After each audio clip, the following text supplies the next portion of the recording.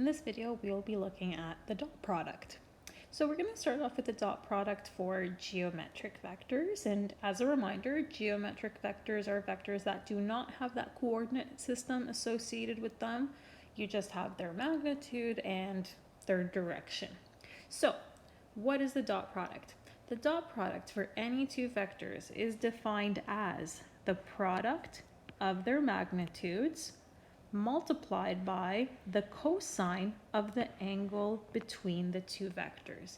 And as a reminder, when it comes to the angle between two vectors, the vectors are placed tail to tail. So if I have vectors A and B, I am multiplying the magnitudes of the two vectors and then cos of the angle between them. Now, if you're multiplying two magnitudes and then that ratio, your dot product will always be a scalar quantity. So let's take a look at three examples. We have three geometric vectors here. Let's find the dot product for each one and make some observations. So we're going to start off with vector A and vector B. We're finding the dot product. So the two magnitudes, 20 and 16. So we multiply those and then multiply by cos 40 degrees. And if we punch that into our calculator, making sure we're in degree mode, we get approximately 245.1. So scalar quantity. Let's try the dot product between P and Q. So the magnitudes, 80 times 70 times cos 90 degrees. Now, cos 90 degrees is equal to 0. So 0 times 80 times 70 is just exactly 0 for that right angle. Good to know. If two vectors are perpendicular, their dot product is 0 because cos 90 will always be 0. And last one, we're going to take the dot product of vector M and N. So the magnitudes, 25 times 22 times cos of that contained angle. And if we punch that into our calculator, we get negative 275. So some observations. First one, probably the most important, right here. If those two vectors are perpendicular, the dot product is 0. Now, if the angle between your two vectors is an acute angle, then we will always get a positive value for the dot product because cos of an angle less than 90, between 0 and 90, is always positive. It's in quadrant 1. The ratios are always positive there. However, if our angle is obtuse, so between 90 and 180, the dot product will be negative because that is in quadrant 2 and cos is negative there. So that's great and everything, but what are some applications of the dot product? And we're going to look at one of them today. It's a physics application, and it is work. So when you apply a force to an object and that object moves from one point to another, we say that work has been done. So how do we define work? It is the product of the distance an object has been displaced, so how much it has moved, and the component of the force along the line of displacement. So let's see that visually. Let's say I have my object here, and this is how much it moves, and there's a force. Okay, so here's the force, and this is the displacement, so S for displacement. So the product of the distance an object has displaced, so that would be the magnitude of the displacement vector, and then the component of the force along the line of displacement. So remember, any force can be broken down into its horizontal and vertical components. So if we want the component that is along the line of displacement, we want this right here. Well, we would have the magnitude of our force. We would have, let's say, the angle between the force and the ground where the object is moving. So this is the adjacent side, and this adjacent side would be the magnitude of the force times cos of the angle. So if I combine the magnitude of the displacement and the magnitude of the force times cos theta and multiply them, here is what we get, and that is exactly what the dot product is. So work is the dot product between the force acting on the object and the displacement of the object. And the units that we are going to get are Newton meters or joules. So your force is going to be in newtons and your displacement will have to be in meters. So what is the dot product essentially? It just tells you how much of the force vector is applied in the direction of the motion vector. So let's try an example. Mariana is pulling her daughter in a toboggan and is exerting a force of 40 newtons, acting at 24 degrees to the ground. If Mariana pulls the child a distance of 100 meters, how much work was done? Okay, so let's say that's the toboggan, and the displacement is 100 meters. So that's the magnitude of the displacement. Then there's a force being exerted at an angle of 24 degrees with the ground. This is the force, and its magnitude is 40 newtons. So the work being done is going to be the displacement, so that distance, times the magnitude of the force, times cos of the angle. So 100 times 40 cos 24. And all of my units were good. Like I had newtons, I had meters. And if we multiply these values, we get approximately 3,654.2 joules or Newton meters. So therefore, 3,654.2 joules of work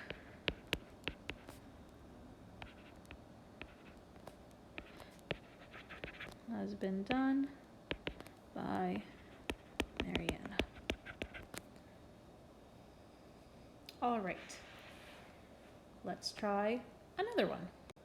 Max is pulling his sled up a hill with a force of 120 newtons at an angle of 20 degrees to the surface of the hill. So he's going up a hill. The hill is 100 meters long. Find the work that Max performs. Okay, well, I have a hill. It doesn't tell me the angle of the hill, and that's okay. We'll just say that's the hill. Now, here's our displacement. There's the sled going up 100 meters. There's a force of 120 newtons being exerted, and the angle with the hill is 20 degrees. So if you look at the diagram here, the fact that I have a hill won't affect the work here. So my work will still be the displacement in meters, the work in newtons, and cos of the angle. And if I punch this in, I get 11,276.3 joules. So therefore, this many joules of work has been done by Max. So all of the dot products that we've done so far have been using the geometric vectors. But of course, we can also do the dot product for algebraic vectors. So let's try to figure out what that dot product will be. And it's going to be quite lovely. Now, I have two vectors here, vectors A and B, and vector C, which starts at point B and ends at point A. and they create a triangle, and the contained angle between vectors A and B is theta. So I'm going to use my knowledge of cosine law. That's what I'm thinking right now. And the reason I'm thinking about cosine law is because work and the dot product involve cosine, so it would be a good idea to use cosine law. So looking at this diagram, my cosine law will be the magnitude of vector C squared equals the other two magnitudes squared minus double the other two magnitudes times cos of that contained angle. Now, the minute I see this, that's my dot product. That's the exact definition of the dot product. So I'm going to swap that. I'll rewrite everything.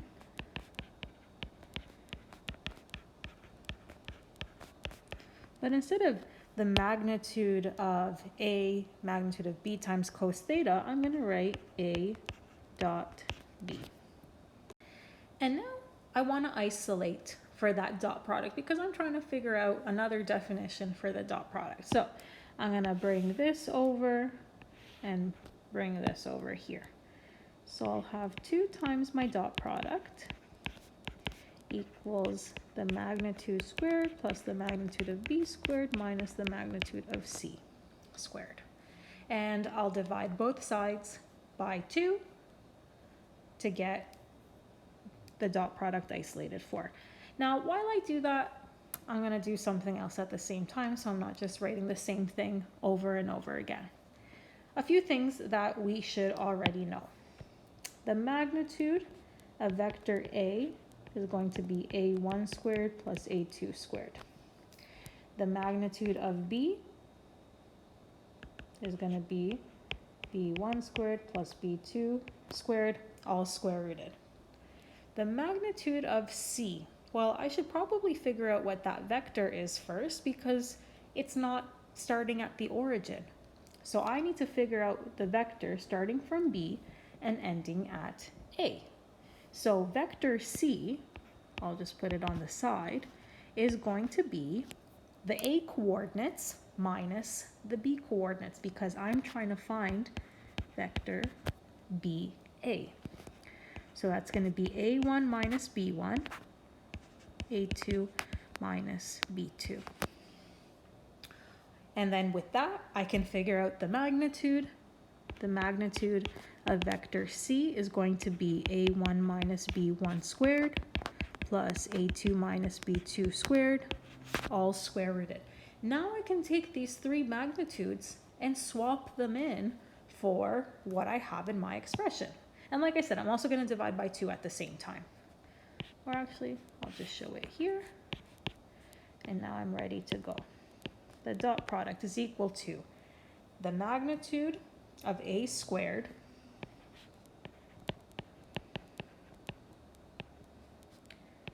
well, that's lovely because the square root and the exponent will cancel out. And then the magnitude of B all squared, again, that's going to cancel out nicely. Plus the magnitude of C squared. And again, another nice canceling. So bye-bye to those opposite operations. And that's all over 2.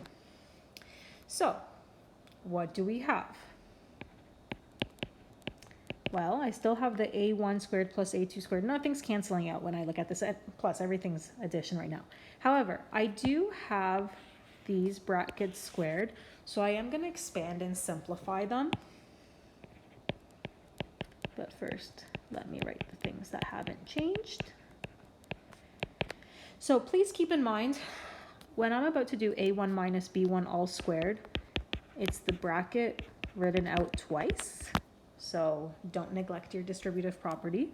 So I'm going to have A1 squared minus A1 B1 minus A1 B1 again. So that's 2 A1 B1s both being subtracted plus B1 squared. Now I'll do the same thing, but this time I'm going to have A2 B2 And again, another distributive property, so a2 squared minus a2b2 minus a2b2, that's 2 of them, plus b2 squared, all divided by 2. Now I just realized here I have a little typo. This addition should be subtraction, which means I need brackets here because that subtraction, that negative, needs to be distributed in. Okay, so let's just take a look. With that subtraction there, will things cancel out? So first of all, a1 squared minus a1 squared, that's in the bracket. I'm using the subtraction here. Those are going to cancel. a2 squared minus a2 squared canceled. b1 squared minus b1 squared. b2 squared minus b2 squared. Those are all gone. The only thing I have left in my brackets are these two terms. They're both negative, so this subtraction out front will turn them positive. So our dot product equals positive 2a1b1 positive 2a2b2 all over 2. They have the 2's in common, and look at how nice this dot product is. Multiply the x components, multiply the y components, and add them up. That's your dot product. So in 2D, the dot product between two vectors is going to be, apologies for that typo, they should be vectors A and B here. You're going to multiply a1 and b1, so the x components. You're going to multiply a2, b2, so the y components, and then add them. In 3D, same thing, except you're going to do this 3 times for each of your components. So let's give this dot product for algebraic vectors a try. Find the dot product of each pair of vectors. So I'm going to do negative 3 times 12, those are the x components, plus 5 times 8. That's negative 36 plus 40, which is 4. There's my dot product. Let's try another. E dot vector f, and notice again, they're still scalar values. So 1 times 0 is 0, negative 2 times negative 1 is 2, and then 0 times 2 is 0 again. The dot product is 2. So the dot product for algebraic vectors is very nice, very quick, and don't really need your calculator because we're not using cos to figure out the dot product. But let's go back to the dot product definition that involves the magnitudes and the angles, because sometimes maybe you want to figure out the angle between two vectors. So if you look at our nice dot product here, we can divide both sides by the magnitudes, and now we can find the angle between two vectors, even if they're both algebraic vectors. Because here we are, two algebraic vectors. I can calculate the dot product, no problem, and I can calculate the individual magnitudes, no problem. So let's go ahead and do that to find the angle between those two vectors. So I'll start off with the dot product. So 2 times 3 is 6, 4 times negative 1 is negative 4, and 3 times 0 is 0. So the dot product is 2. Okay. I need the magnitude of vector p. So that's the square root of 2 squared plus 4 squared plus 3 squared. That's the square root of 29. And I need the magnitude of vector q. So that's 3 squared plus negative 1 squared plus 0 squared. That's the square root of 10. And now I can put it all together. So 2 over square root of 29 and the square root of 10. If I wanted to clean this up more, I could, and just go 2 over the square root of 290. I'm not going to worry about rationalizing the denominator here because I'm just going to take the cos inverse of this fraction, and my calculator will give me my angle of 83 degrees, roughly. And there we are, finding the angle between two algebraic vectors. and no diagram needed, which is lovely. And no cosine law or sine law. Next, for what values of k are the vectors a and b perpendicular? Now, there is a property that we noticed above. When our two vectors were perpendicular, so they met at a 90-degree angle, their dot product was 0, because cos 90 is 0. So if we know what the dot product should equal, let's just find the dot product with these unknowns. So k times 2, negative 2 times 2k minus 6. Maybe I'll just write this the long way. And then 3 times 6 is 18. And that should equal 0. Now I'm just going to clean this up.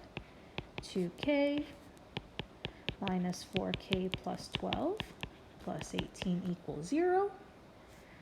This is 30. This is negative 2k, which I'll bring over so it's positive. And k equals 15. And there we are. If k is 15, these two vectors are perpendicular. Last question. A triangle is defined by the points ABC. Find angle A. Okay, I'm just going to start off with a random triangle. I know this is in 3D, but I don't care about drawing this on the three-dimensional grid. The end goal is to find angle A.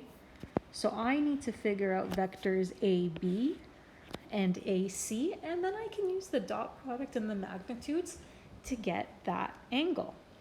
So first thing, let's figure out some vectors, because right now we just have coordinates. So for vector AB, I'm going to do B minus A. So 1 minus 0.